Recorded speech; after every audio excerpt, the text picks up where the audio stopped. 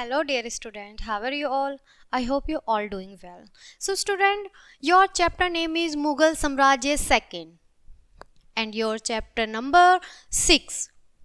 आज हम एक न्यू चैप्टर स्टार्ट करने जा रहे हैं बच्चों, जो हमारा हाफ पार्ट हमने आपको प्रीवियस चैप्टर में पढ़ाया और हाफ पार्ट आज हम आपसे डिस्कस करेंगे. ओके, सो बच्चों मुगल साम्राज्य सेकंड डिस्कस करने जा रहे हैं. सबसे पहले हम बात करेंगे जहांगीर की. ठीक है, तो यहाँ देखेंगे हम जहांगीर का जो शासनकाल था वो हमारा कितने से कितने था, 1605 से लेके 1627 ईस्वी तक था. ओके, अकबर की मृत्यु 1605 ईस्वी में हुई थी. हमने आपको पहले वाले शासन में बताया, पहले वाले प्रीवियस चैप्टर में बताया. ठीक है, उसने नूरुद्दीन सलीम को अपना उत्तराधिकारी बनाया. सलीम 36 वर्ष का था जब वह गद्दी पर बैठा. जब सलीम गद्दी पर बैठा था तब वो कितने ईयर का था, 17, यानी कि 17 साल का था. ओके, सॉरी 36 वर्ष का था. उसे जहांगीर की उपाधि मिली. उसका अर्थ होता है विश्व विजेता. उसे उत्तराधिकारी में भी एक बड़ा और मजबूत साम्राज्य मिला बच्चों. ठीक है, जहांगीर की गद्दी पर बैठने के केवल 5 महीने बाद ही उसके बेटे खुसरो ने उसका विरोध किया, जिसके कारण उसे जेल में डाल दिया गया. आप समझ पा रहे हैं कि जब जहांगीर गद्दी पर बैठे थे तो सबसे पहले जो उनका दुश्मन बना और जो विरोधी रहा वो कौन था, उनका खुद का सगा बेटा. ठीक है, उन्होंने क्या करा कि उनका नाम क्या था, खुसरो. ठीक है, उन्होंने विरोध किया और उन्हें जेल में डलवा दिया. सिख गुरु अर्जुन देव पर, जिसने खुसरो की बहुत ज़्यादा मदद की, उन पर भारी जुर्माना लगा. गुरु ने जुर्माना भरने से इनकार कर दिया, इसलिए 1606 ईस्वी में उन्हें मृत्यु दंड दिया गया. ठीक है, जहांगीर ने अपनी जीवनी लिखी जो तुगलक ए जहांगीरी के नाम से जानी जाती है. क्लियर. विजय और युद्ध काल हम बात करेंगे बच्चों, विजय और युद्ध काल की. ओके, जहांगीर की सबसे बड़ी विजय राणा प्रताप के पुत्र अमर सिंह पर हुई थी. अमर सिंह मेवाड़ का नया शासक था जिसने अपने पिता राणा प्रताप की तरह मुगलों के सामने बहादुरी का परिचय दिया, इसलिए जहांगीर ने उसके खिलाफ युद्ध शुरू किया. अमर सिंह 1614 ईस्वी में हार गया और जहांगीर का आधिपत्य स्वीकार कर लिया. उसने मुगल सम्राट के प्रति राजभक्ति का विश्वास दिलाया, इसलिए 1620 ईस्वी में अमर सिंह को मेवाड़ वापस मिल गया. जहांगीर ने कांगड़ा के किले पर कब्जा किया. जहांगीर ने अपने पिता की भांति अपना साम्राज्य का विस्तार करने की नीति को जारी रखा. 1617 ईस्वी में जहांगीर के बेटे खुर्रम ने अहमदनगर के शासक के खिलाफ मुगल सेना भेजी. वह अहमदाबाद पाने में सफल हुआ, लेकिन कुछ समय बाद मालिक अंबर ने स्वयं को स्वतंत्र घोषित कर दिया. 1622 ईस्वी में जहांगीर ने अपने पुत्र खुर्रम को कंधार जाने के लिए कहा, क्योंकि उस पर ईरान के शाह ने कब्जा कर रखा था. खुर्रम ने अपने पिता की आज्ञा मानने से इनकार कर दिया और राजद्रोही हो गया, इसलिए जहांगीर कंधार पर कब्जा नहीं कर सका. क्लियर बच्चों. जहांगीर और नूरजहां, अब हम बात करेंगे बच्चों जहांगीर और नूरजहां की. ठीक है, 1611 ईस्वी में जहांगीर ने नूरजहां से विवाह किया. ये नूरजहां की पिक्चर है, आप देख सकते हैं. वह जहांगीर शेर अफगान की विधवा थी. नूरजहां का असली नाम मेहरुन्निसा था. वह एक सुंदर और गुणवती स्त्री थी. जहांगीर उसे बहुत अधिक प्यार करता था. वह उसे नूरजहां कहता था, जिसका अर्थ होता है संसार का प्रकाश. जहांगीर अपने सभी महत्वपूर्ण मामलों में उसकी राय लेता था. वास्तविक शासक नूरजहां ही थी. वह अपनी शक्तिशाली हुई कि उसका नाम जहांगीर के साथ शाही सिक्कों और मोहरों पर भी गुदवाया गया था. क्लियर है बच्चों. नूरजहां की बढ़ती हुई शक्ति को उसके संबंधियों और अमीरों ने पसंद नहीं किया. उन्होंने मुगल सम्राट के खिलाफ विद्रोह शुरू किया. शहजादा खुर्रम और जहांगीर के सेनापति मोहब्बत खान ने उसके खिलाफ विरोध का झंडा उठाया. 1611 ईस्वी से 1627 ईस्वी तक का नूरजहां ने देश पर शासन किया. जहांगीर लापरवाह हो गया था. वह शराब और उसकी अफीम का आदी भी हो गया था. 1627 में उसकी मृत्यु हो गई और उसे लाहौर में एक कब्र में दफनाया गया. क्लियर है. आगे बढ़ते हैं बच्चों। जहांगीर के यूरोपीय वासियों ने संबंध। जहांगीर के शासनकाल में कई यूरोपीय यात्री व्यापार के लिए भारत घूमने आए। 1608 ईस्वी में विलियम हॉकिंस जहांगीर के दरबार में आया। वह इंग्लैंड के राजा जेम्स प्रथम का राजदूत था। वह भारत में 3 वर्ष 1608 से लेकर 1611 ईस्वी तक रहा था। वो भारत के अंदर जो कहाँ से आया था, इंग्लैंड से आया था बच्चों। 1616 ईस्वी में सर थॉमस रॉ राजा जेम्स प्रथम का दूत बनकर जहांगीर के दरबार में आया। जहांगीर ने उसे सूरत में एक कारखाना लगाने की भी आज्ञा दे दी। इसके बदले में अंग्रेजों ने पुर्तगालियों से उसके व्यापारी और जहाज़ों को बचाने का आश्वासन दिया। वह अंग्रेजी व्यापार के लिए भारत से व्यापार में रियायत लेने में सफल हुआ। विलियम हॉकिंस और सर थॉमस रॉ दोनों ने ही जहांगीर के दरबार और उसकी शासन प्रणाली के बारे में विस्तृत विवरण प्रस्तुत किए थे। ओके, जहांगीर जितना ज्यादा प्रकृति को प्यार करता था उतना ही महान विद्वान भी था। उसने उस्ताद मंसूर जैसे कलाकारों को संरक्षण दिया। अब यहाँ पर बात आती है बच्चों शाहजहां की। क्लियर है? अब शाहजहां का जो शासनकाल था वो कब से कब तक था बच्चों? 1627 से 1658 तक। ठीक है, ये जो हमारी पिक्चर है ये शाहजहां की पिक्चर है। क्लियर है? जहांगीर का उत्तराधिकारी उसका बेटा खुर्रम बना, जिसे शाहजहां के नाम से जाना जाता है। असली नाम शाहजहां का क्या था? खुर्रम था बच्चों। ठीक है, वह एक महत्वाकांक्षी शासक था। विजय और युद्ध काल। ठीक है, बात करते हैं बच्चों विजय और युद्ध काल की। सबसे पहले शाहजहां को विभिन्न विरोधी का सामना करना पड़ा जो उसके राज्य में बहुत ज्यादा बढ़ चुके थे। 1628 ईस्वी में बुंदेलखंड के राजा जुहार सिंह ने राजद्रोह किया, लेकिन वह हार गया। दक्कन में 3 राज्य थे, अहमदनगर, बीजापुर और गोलकुंडा। अब इन प्रदेशों ने मुगल साम्राज्य के लिए मुश्किलें बढ़ा दी और तब 1633 ईस्वी में अहमदनगर का शासक पकड़ा गया और अहमदनगर को मुगलम साम्राज्य में मिला गया। कुछ समय बाद बीजापुर और गोलकुंडा के शासकों ने भी शाहजहां का आधिपत्य स्वीकार कर लिया और उसे उपहार देना स्वीकार किया। औरंगजेब को दक्कन का सूबेदार बना दिया। शाहजहां को पुर्तगालियों से भी परेशानी हुई। जो हुगली में बसे हुए थे वे उसे बंगाल की खाड़ी में समुद्र डकैती के लिए प्रयोग करते थे बच्चों। मुगल सेना ने उनके खिलाफ कार्य किया और उन्हें हुगली से बाहर कर दिया। तब सेना ने उत्तरी पूरब की ओर रुख किया और आसाम में कामरूप के क्षेत्र को अपने राज्य में मिला लिया। क्लियर है बच्चों यहाँ तक? आगे देखते हैं कला और निर्माण कला। ओके, कला और निर्माण कला है ना।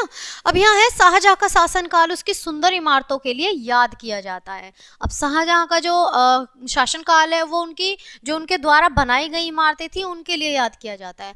ताजमहल जो अपनी बेगम मुमताज महल के लिए बनवाया था, पूरे संसार में अपनी निर्माण कला के लिए प्रसिद्ध है। बहुत बड़ी संख्या में विदेशी पर्यटक इस महान स्मारक को देखने के लिए आते हैं। यह आगरा में यमुना नदी के किनारे बना हुआ है। इसे पूरा होने में 20 वर्ष का समय लगा। ठीक है, आप देख पा रहे हैं जिसका नाम क्या है? ताजमहल। ये पिक्चर ताजमहल की है, बहुत ही खूबसूरत है, जो संगमरमर पत्थर से बनी हुई है। ओके, आगे बढ़ते हैं बच्चों।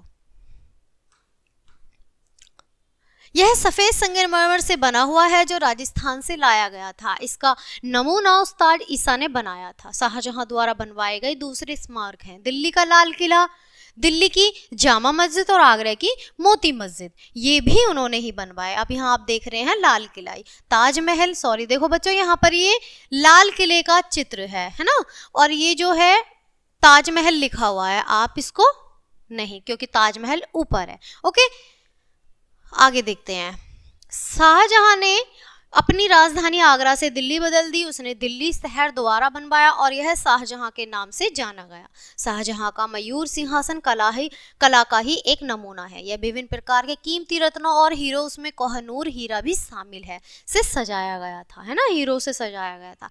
शाहजहां भी दूसरे मुगल राजाओं की तरह बागों का शौकीन था। लाहौर के पास शालीमार बाग, दिल्ली में लाल कटोरा बाग और शालीमार बाग तथा कश्मीर में निसात बाग उसके समय के कुछ प्रसिद्ध बाग रहे हैं बच्चों।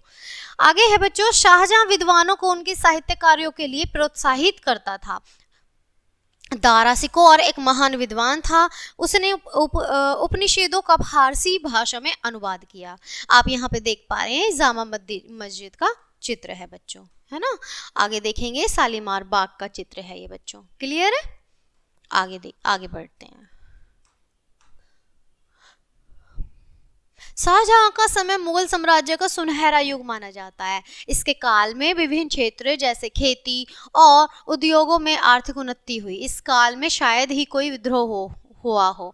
फ्रांसीसी यात्री ट्रेवरिनियर और वर्नियर शाहजहां का द्वारा देखने आए।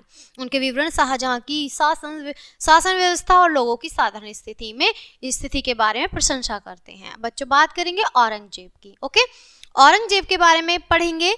1658 से लेकर 1707 ईस्वी तक कौन थे? औरंगजेब। शाहजहां के शासनकाल के अंतिम 4 वर्ष उनके 4 पुत्रों द्वारा दारा सूजा औरंगजेब और मुराद के बीच उत्तराधिकारी की लड़ाई के हैं। मतलब उनके ये जो समय है वो लड़ाई का समय है। 1657 ईस्वी में शाहजहां गंभीर रूप से बीमार पड़ा और उसके पुत्रों में उत्तराधिकारी की लड़ाई शुरू हो गई। इस उत्तराधिकारी युद्ध में औरंगजेब उत्तराधिकारी बना। जब उनकी लड़ाई हुई चारों भाइयों की आपस में, तो जो औरंगजेब थे उनको उत्तराधिकार मिला कि वो शासन करेंगे और 1658 ईस्वी में वह गद्दी पर बैठा। जो मैंने अभी औरंगजेब का शासनकाल बताया आपको, क्लियर है बच्चों? उसने पिता शाहजहां को जेल में डाल दिया। वह 1666 ईस्वी तक, जब तक उसकी मृत्यु हुई, एक कैदी की तरह आगरा के किले में रहा। यानी जो उनके पिता थे, है ना, तो वो तब तक शाहजहां जो थे उनके पिता थे, वो तब तक अपनी मतलब कैदियों की तरह उन्होंने अपना जीवन को व्यतीत किया जब तक उनकी मृत्यु नहीं हुई। उसके शासनकाल में उनकी क्रूर धार्मिक और दूसरी नीतियों के कारण कई गंभीर विरोधी हुए। जाटों का विरोध। अब यहाँ पर बच्चों हम जाटों का विरोध देखेंगे। जाट दिल्ली, मथुरा और आगरा के चारों ओर रहते थे। 1669 ईस्वी में उन्होंने अपने नायक गोकुल के अधीन विरोध किया। इस विरोध को कुचल दिया गया और गोकुल शहीद हो गए। बात करेंगे बच्चों सतनामियों का विरोध। विशेषकर किसान, शिल्पकार और निम्न वर्ग के लोग सतनामी थे, जो मेवाड़ और नारनौल वर्तमान हरियाणा में रहते थे। वे हिंदू साधु पंथ के थे। इन धातुओं के उत्पीड़न ने उन्हें विरोध करने के लिए उत्साहित किया। वह विरोध भी दबा दिया गया।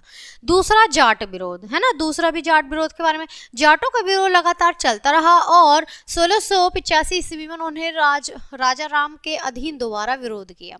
कठिन बाधाओं के बाद राजा राम 1691 ईस्वी में हार गया। उस विरोध के बाद जाट चूड़ामन के नेतृत्व में एक अलग जाट राज्य स्थापित करने के योग्य हो गए।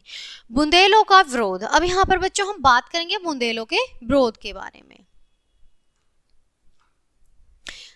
चंपत राय प्रधान के अधीन बुंदेलों ने औरंगजेब की अत्याचारी कृषि नीतियों के कारण बुंदेलखंड में विरोध किया। कुछ समय के लिए इस विरोध को दबा दिया गया, लेकिन जाटों की तरह बुंदेलों ने 18वीं शताब्दी के शुरू में औरंगजेब की मृत्यु के बाद अपना स्वराज्य पाने के लिए प्रयत्न किया, है ना। सिखों का विरोध। औरंगजेब अपनी धार्मिक नीति के कारण सिखों से खुश नहीं था।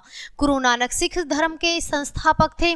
सिख शांतिपूर्ण मत के थे। गुरु अर्जुन देव ने सिखों को एक नया सैन्य शक्ति रूप में संगठित किया। सिखों की शक्ति का दमन करने के लिए मुगल शासन ने 1675 ईस्वी में गुरु तेग बहादुर को फांसी की सजा का आदेश दिया। इससे सिख क्रोधित हो गए। गुरु तेग बहादुर के पुत्र और सिखों के 10वें गुरु गोविंद सिंह ने सिखों को एक सेना के रूप में संगठित किया, जो खालसा कहलाई। मुगलों से भयंकर युद्ध में गुरु के 2 पुत्र मारे गए और उन दो को पकड़ लिया गया और जिंदा जला दिया गया। सिखों ने औरंगजेब के शासन काल में विभिन्न स्थानों पर आक्रमण किया। वे 18वीं शताब्दी में ही अपना स्वतंत्र राज्य स्थापित कर सके। राजपूत। अब हम बच्चों बात करेंगे यहाँ पर राजपूत की, ठीक है। अपने पूर्वजों की तरह औरंगजेब की राजपूत नीति ने राजपूतों को उसके खिलाफ कर दिया, जिससे राजपूत औरंगजेब से अच्छे संबंध स्थापित नहीं कर सके। मेवाड़ व मारवाड़ 2 ऐसे राज्य थे जिन पर राजपूत राजा शासन करते थे। राजा उसम जसवंत सिंह की मृत्यु के बाद औरंगजेब ने मेवाड़ को अपने राज्य में मिला लिया। बाद में राजपूतों के साथ युद्ध में औरंगजेब के रुतबे को खत्म कर दिया गया, है ना, जो कि मुगल साम्राज्य के लिए ज्यादा हानिकारक सिद्ध हुआ। मराठा भी अपने प्रधान शिवाजी के अधीन अपना राज्य स्थापित करने में सफल हुए। बात करेंगे बच्चों हम दक्कन में औरंगजेब, ठीक है। औरंगजेब ने अपने जीवन के अंतिम 25 वर्ष दक्कन में बिताए। वह गोलकुंडा और विजापुर के सिया राज्यों को दबाना चाहता था। वह मराठा शक्ति को भी खत्म करना चाहता था। बीजापुर को जीत लिया गया और 1687 ईस्वी में राज्य में मिला लिया गया। शिवाजी की मृत्यु के बाद भी मराठा लगातार मुगलों के खिलाफ संघर्ष करते रहे। मराठा मुगल सेना के लिए मुसीबतें खड़ी करते रहे। औरंगजेब उनकी ताकत को खत्म करने में असफल रहा। आखिर में एक लंबे संघर्ष के बाद 1707 ईस्वी में अहमदाबाद नगर में औरंगजेब की मृत्यु हो गई। औरंगजेब की धार्मिक नीति। औरंगजेब एक सुन्नी मुसलमान था। वह इस्लामी नियमों के कारण शासन को चलाना चाहता था। 1667 ईस्वी में उसने मंदिरों को तोड़ना और उन स्थानों पर मस्जिद को बनवाने का आदेश दिया। 1679 ईस्वी में उन्होंने दोबारा हिंदुओं पर जजिया लगाया। उसने तीर्थ यात्रा पर भी लगाया, ठीक है, कर लगाया उन्होंने यात्रा पर भी। इससे उसने हिंदुओं की सहानुभूति को खो दिया। ऊंचे पद केवल मुसलमानों के लिए संरक्षित थे। औरंगजेब की धार्मिक नीति के कारण राजपूतों ने भी उसके खिलाफ विद्रोह करना शुरू कर दिया। बच्चों, औरंगजेब के बारे में थोड़ा सा हम डिटेल और देखेंगे। औरंगजेब के उत्तराधिकारी के बाद भी मुगल कहलाए, है ना, बाद के मुगल कहलाए। वे बहुत कमजोर साबित हुए। ईरान के शासक नादिर शाह ने मुगलों की इस कमजोरी का फायदा उठाया। उसने 1738 ईस्वी से लेकर 39 ईस्वी में भारत पर आक्रमण किया। उसने दिल्ली में बड़े पैमाने पर लूटमार की, लोगों का नरसंहार करने का आदेश दिया। वह प्रसिद्ध मयूर सिंहासन और कोहिनूर हीरा भी अपने साथ ले गया। स्मरणीय तथ्य। आइए बच्चों, अब हम हमने अभी अपने पार्ट में पढ़ा है, एक नज़र उस पर डाल लेते हैं। हमने क्या क्या अब तक दोहराया, ठीक है, क्या क्या पढ़ा, दोहरा लेते हैं। अकबर का बेटा जहांगीर अपने पिता की मृत्यु के बाद 1605 ईस्वी में गद्दी पर बैठा। क्लियर है बच्चों, मैंने अभी आपको पार्ट में डिटेल किया। जहांगीर की सबसे बड़ी विजय राणा प्रताप के पुत्र अमर सिंह के खिलाफ थी। जहांगीर के शासनकाल में सर थॉमस रो उसके द्वार में आया और सूरत में एक कारखाना लगाने के लिए उससे अनुमति ली उन्होंने। 1627 ईस्वी में जहांगीर का पुत्र खुर्रम, जिसका नाम बच्चों क्या था, शाहजहां, गद्दी पर बैठा। शाहजहां को कई विरोधी का सामना करना पड़ा जो उसके राज्य के विभिन्न भागों में अपना स्थान बना चुके थे। क्लियर है बच्चों।